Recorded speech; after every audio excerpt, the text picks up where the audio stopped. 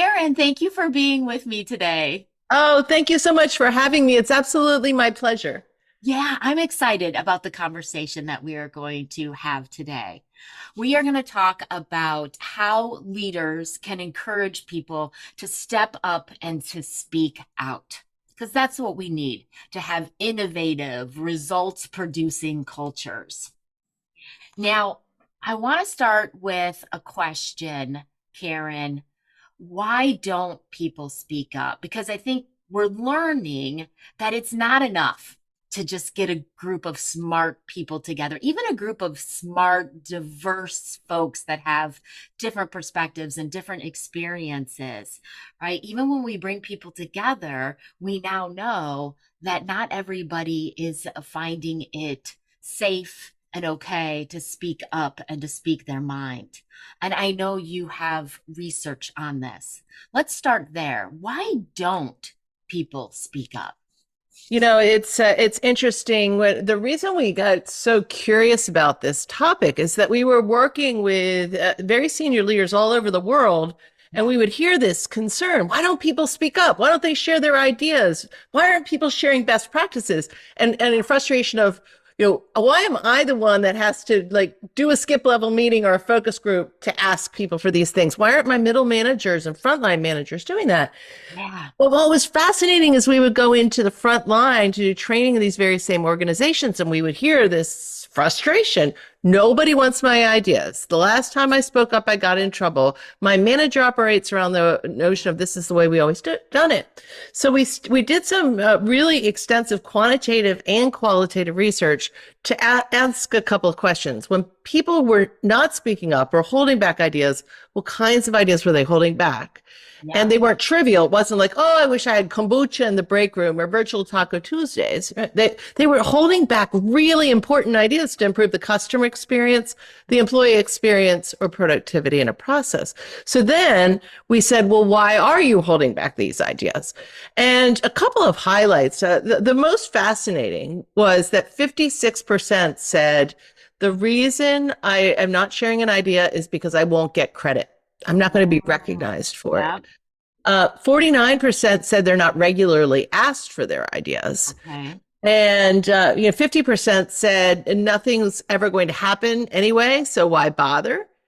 And so, and then 40% said they lack the confidence to share their ideas. So it That's a takes more, significant as you were number. just saying, Amy, it takes more than an open door or going out and saying, yeah, bring me any ideas.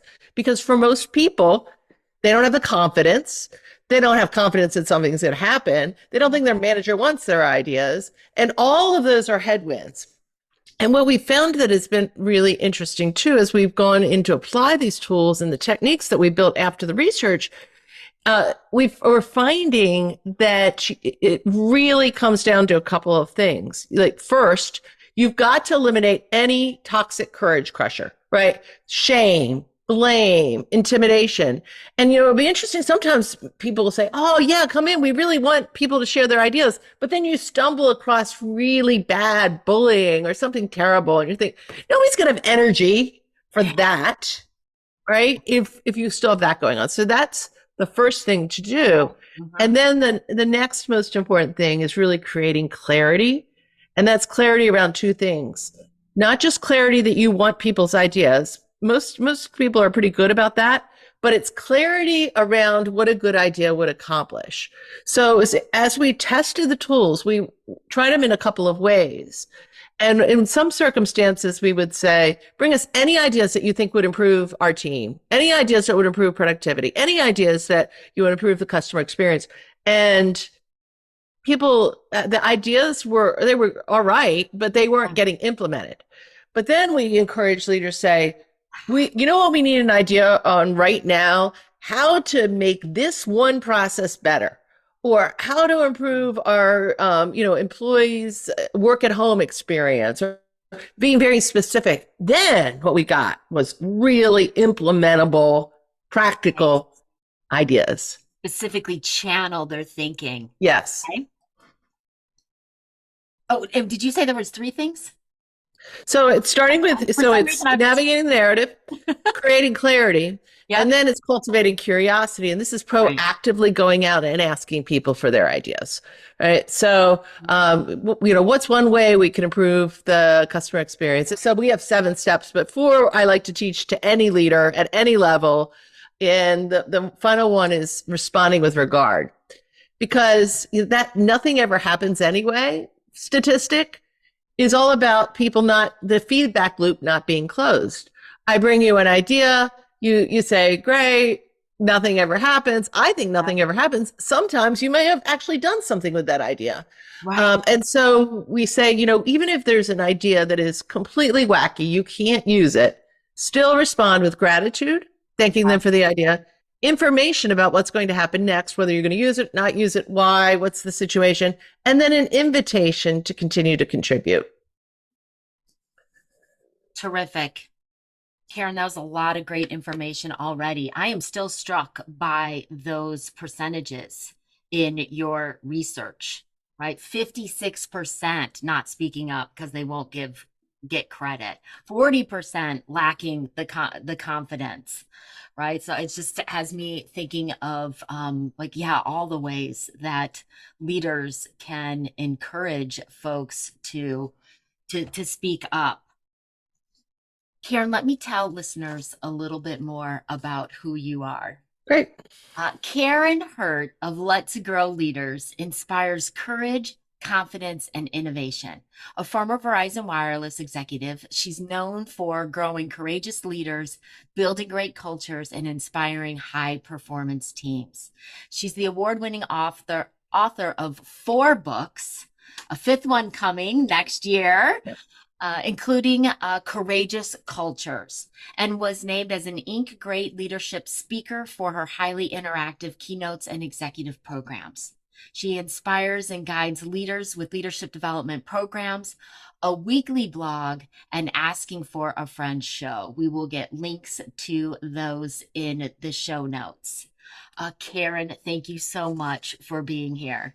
Yeah, this is a lot of fun. I mean, we're kindred spirits, right? I'm looking at your, background. This is courage. So Yes. and I've got my courage lion in the background. She's experimenting there. So, Oh, love it. Love it. Yes. So listeners can hear why we were immediately drawn to one another and wanted to continue the conversations. All right. So there's some statistics out there, leaders, that we need to do some things differently if we want our team members to step up and give us those really great, important ideas that they're holding back. So the first strategy or approach you mentioned, Karin, was eliminating toxic courage culture. crushers, yeah. Um, cu- culture crushers. Toxic courage crushers is what we call them. So things Yeah. like shame, blame, and intimidation. Yeah. So how do leaders do that? Well, the first thing, it really depends on what level of the organization you're in, right? So if you are a C-level person, if you are in HR, what are your policies and what is your tolerance and who are you promoting? And one of the, interesting things that is very, very disturbing is so frequently, particularly in sales organizations, Oh, the really high performers, if they are knocking it out of the park, if they've got the deep, deep relationships with clients, like, well, we're just going to look the other way and we're going to let this bullying or obnoxious behavior continue because we can't, if we say something. But if you are allowing that even with one person, yes. right? Everyone is watching.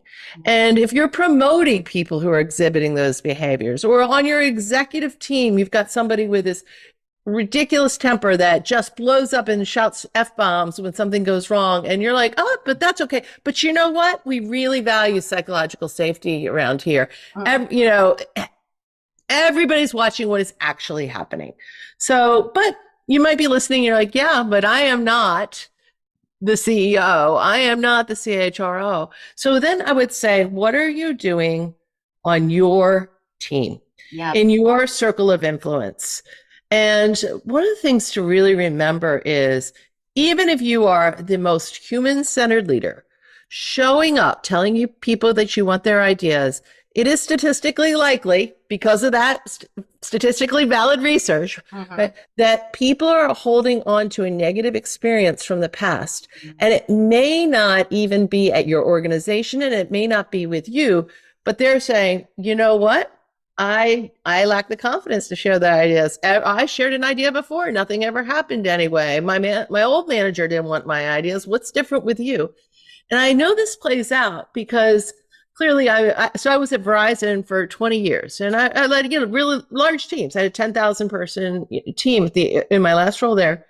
And I said, I feel like you're not sharing your ideas with me. Mm-hmm. And she says, well, yeah, no. And all that stuff came out.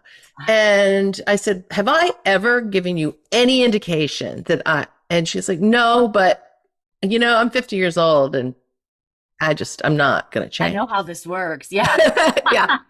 Yeah. Yeah. So I would encourage you, I go into any room and say, there's statistically likely there are half the people in the room are going to need some help Mm-hmm. and encouragement to speak up.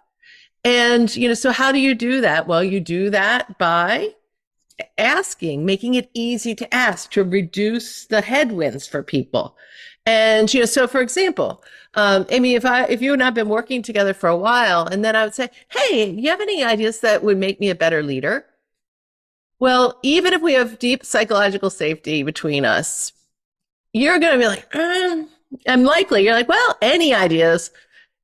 Karen, where do I start? I have so many. Or, I'm not, is she really ready for that one? Maybe I'll give her this one.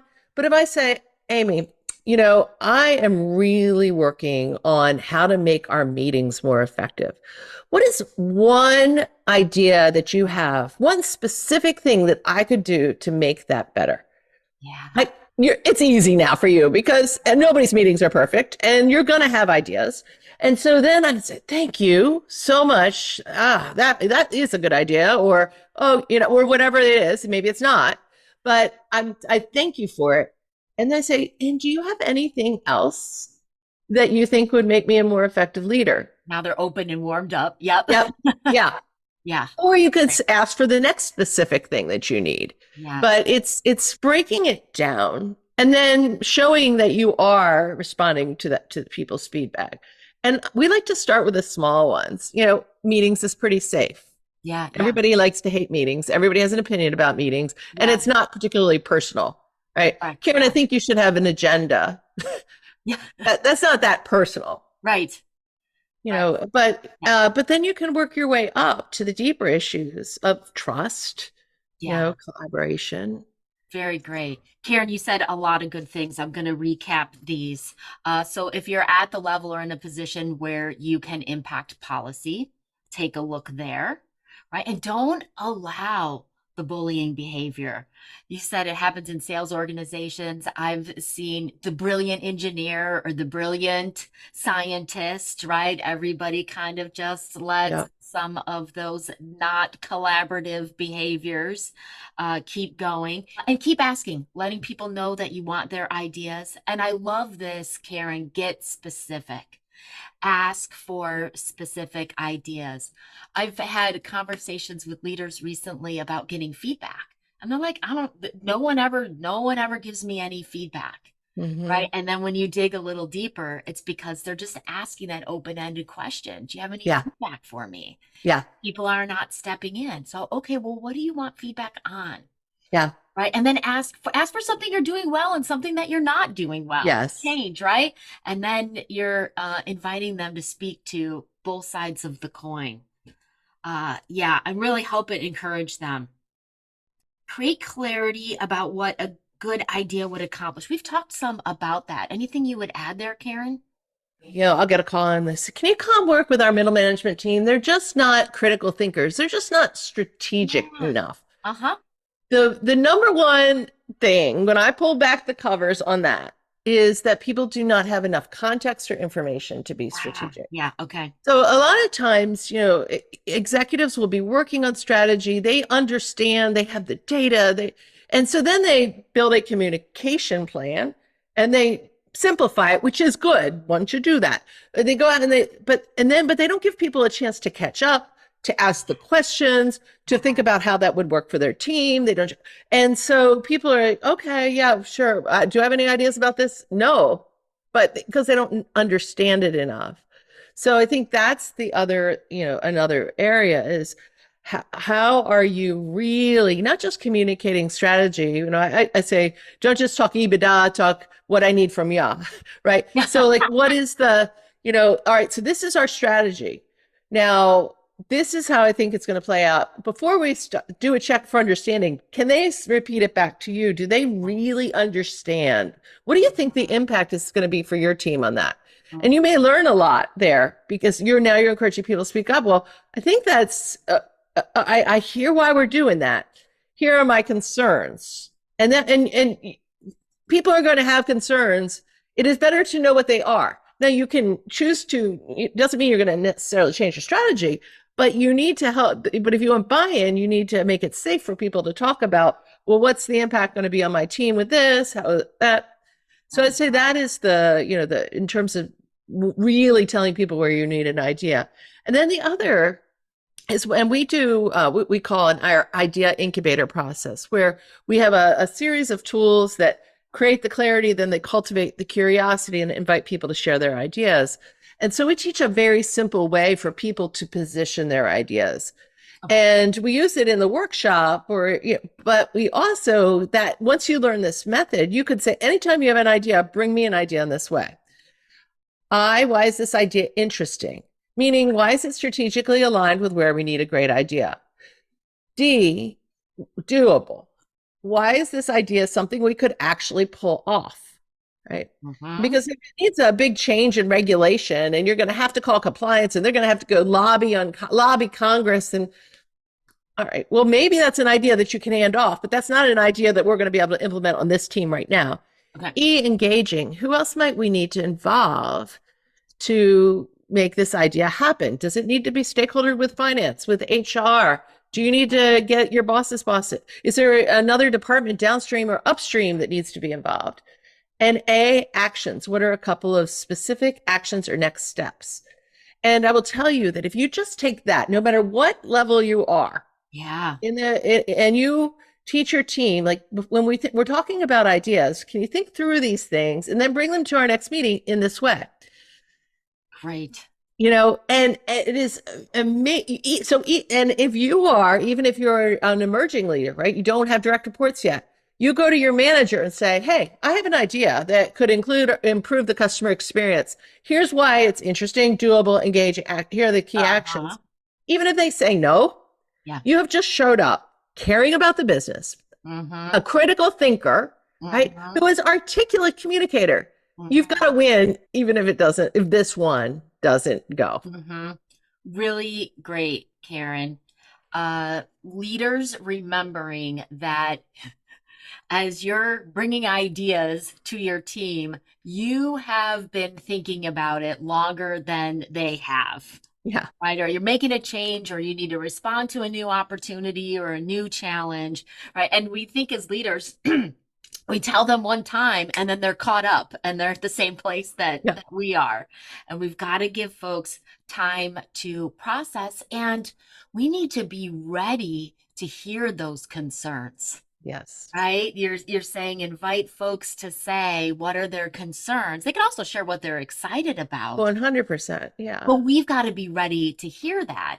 And that's easier said than done, right? If we've been thinking about it for some time and we're working through in our heads how we think this can look, and then we hear some concerns that might blow that up.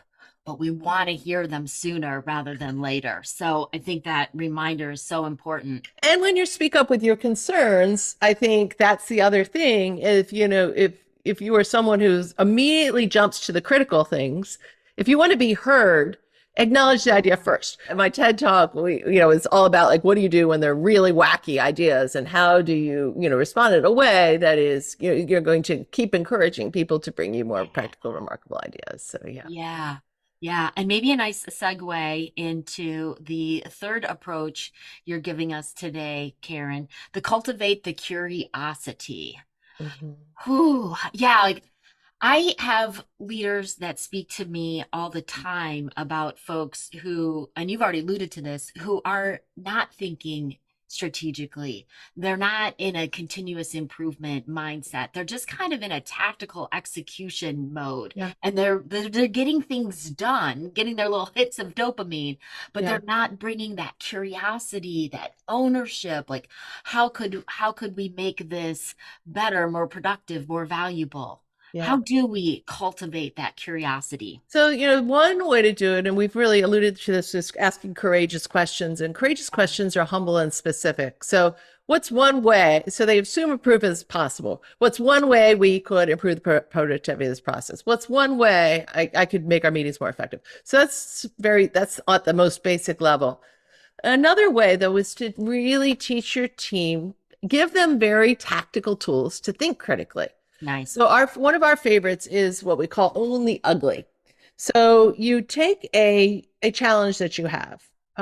So say you're having a challenge with retention. You're losing a Okay. lot of people. Okay. What are we underestimating? With regard to retaining key talent, what are we underestimating? And so then you say, well, what could we be underestimating? Well, we're underestimating the impact of that call center that just moved in 20 minutes away. And that's, we're underestimating like their attractiveness and of their great culture that's taking people away. Maybe we are underestimating the skill levels that people have, and we're recruiting in for manager positions and we're not promoting from within. So when people are leaving, so what are we underestimating? Gee, what's got to go? What do we need to stop doing in order to solve this problem? And Okay. then L, where are we losing? Where are we losing to the competition? Where has our performance not been in the past? And then my favorite, which in chapter 6 of Courageous Cultures, we have a nice case study about, which is where are we missing the yes? Where is there a completely different way to look at the problem? I go talk about when I was leading a 2,200 person sales team at Verizon, and we were not allowed to sell the iPhone at that point because AT&T had exclusive rights. So it tells you how long ago this was. Okay. But so my sales team's completely demoralized. They're like, Karen, I got nothing to sell here, right? People are lining up outside of our stores to port their phones over to AT&T because everybody's so excited about this new iPhone. And so we did a where are we missing the yes? Mm, And the where are we missing the yes was that at this point in time, business customers, like small business customers, were very concerned about this newfangled iPhone. Is it going to have the security? They still wanted the BlackBerry, and they still wanted push to talk phones. And then we had some Android devices that had very tight security. They uh-huh. felt more comfortable with those. So, all right, don't worry about all those consumers that are porting their lines out. Figure out whether they also own a small business because they might be coming into our store to port out that one phone, but they may have a small plumbing business or contracting business that they've got Okay. 5 or 10 or 20 lines. We started asking every customer where they work. We are porting over 5, 10, 20 lines at a time. All of a sudden, our sales are blowing up, and all the other regions are looking and going, "What are they doing over there?" Opened up a Right? new, And so yeah. then it's a where are we missing the yes? Because we weren't going to solve the consumer problem. We needed the iPhone to come out, but Yeah. what our most important thing was revenue. Okay. We didn't care where it came from, right? We Yeah. just Yeah. needed to meet our sales quotas. So I think that is, and we use this technique all over the world, all kinds of industries. And when you start to ask the only ugly questions, you're going to Mhm. get too many things. You're going to feel completely overwhelmed. Well, we could do this, we could do this and this. So then you ask, well, how can we? And then you get your parameters of what a successful idea would accomplish, right? We got to stay within this budget. We got to do, right? So you don't stifle that first, you do that next, right? And then from there, all right, what are your IDEAs Yeah. Yeah. for this? Yeah. Yeah. And then, and if we do this process in a all team offsite, right? So you can bring 150 managers together. We just did this at Nestle, took 4 of their key strategic initiatives, use these tools. The ideas are mind blowing. They're so good. And it Awesome. only Yeah. takes a couple of hours. Yeah. Let me recap, Karen. This is great stuff. So, how do we cultivate curiosity? You ask courageous questions. And I want to make sure everybody caught what you said. You said those are humble and they're specific, right? You're humbly open to hearing the ideas and you're specifically telling them where to channel their Yes. thinking. And then I like the tactical tools. Only ugly. Only Gosh, ugly. that really is gonna like ground people in some realistic thinking, right? Underestimating, where are you underestimating? What's got to go? Where are you losing? Where are we missing the yes? And then you're hearing the ideas, and let me reiterate that acronym. How is the idea interesting, relevant, right? Doable? How can we put this into play? Yep. Engaging. Who do we need to engage and how and in what ways? And actions, right? What are the next steps Yep. that we can take to make this possible? Yes. I'm wanting to close the loop, Karin, with the strategy about closing the loop, responding with regard, making sure that when we get those ideas, we close that loop, we let folks know what is or is not happening with them. What Yeah. would you add there?